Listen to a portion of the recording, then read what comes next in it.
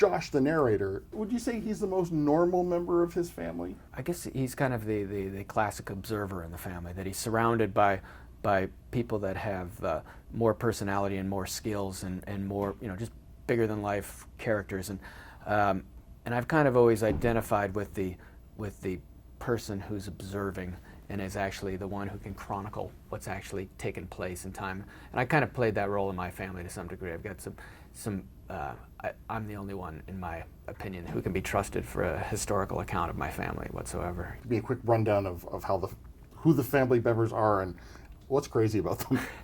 Well, the grandfather is perhaps most like the narrator in that he's a sane guy who designs and builds sailboats and has a love for the boats and has a love for keeping the family together, and just likes to build boats for common people.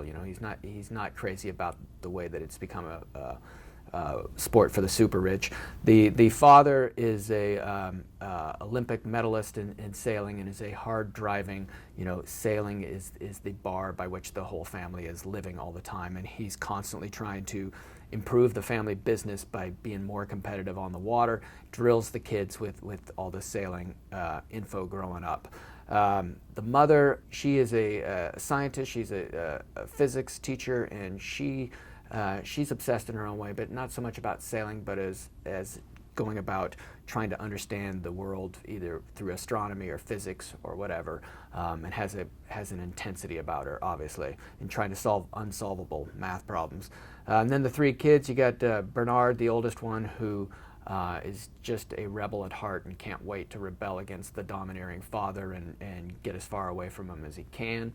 And then you have Ruby, the one who all the sailing wisdom and gifts and whatever that has been distilled through this family shows up in her, and she turns her back on it, which kind of helps trigger the splitting of the family, all of which is narrated by Josh, going back and forth in time, the milder middle child who just wants to fix boats and help people and pull things back together. He doesn't want to just fix boats. He also kind of wants to fix his family. Yes, correct. He wants to fix his family. He's trying to find love online, and he's trying to do a lot. Ruby, I've only met a few people like this in my life, but you don't forget them. Kind of ethereal. Yeah, that's exactly the kind of person I was trying to capture with her. People that just kind of seem to, walk lightly on the earth, and could do things that weren't quite explainable. That they just somehow seem to stretch reality, and a lot of those people don't seem to, stay alive all that long. It's almost like they're short for their time here. And so yeah, I was after all that, as well as kind of the child prodigy. We usually focus on their math or their music skills, but why not a sailor? Why not just this remarkably intuitive sailor who could figure out where the wind was going better than everybody else? Yeah, she's just. She can just. The rest of the family is looking at waves and right.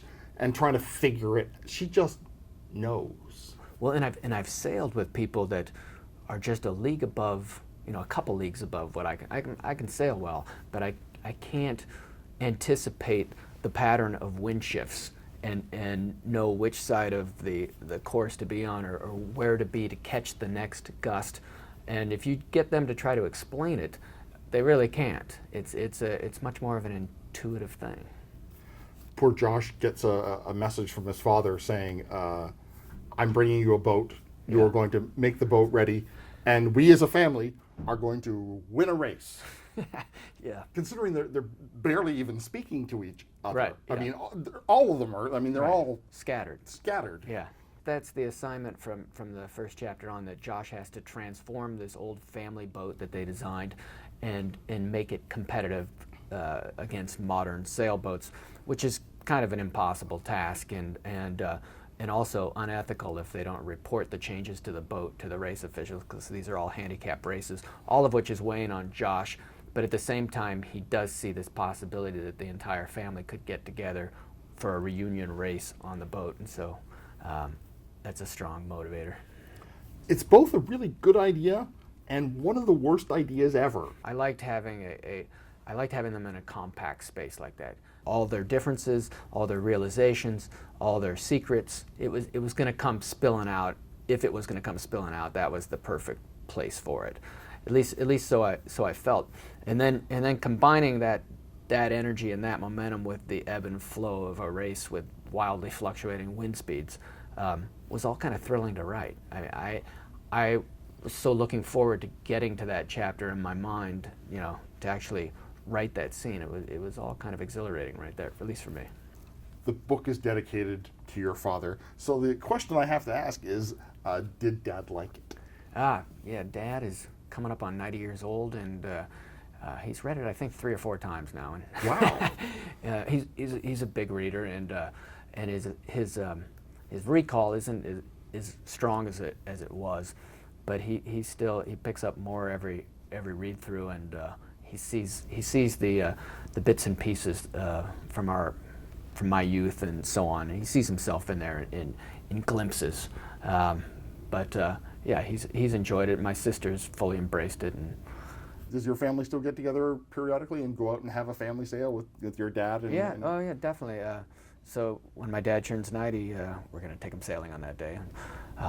My wife and daughter and sister will be out there. So yeah. Wow, that'll be a blast. Yeah, it should be. The book is Before the Wind, a novel. I've been speaking with the author, Jim Lynch, and Before the Wind, published by Broad Street Books.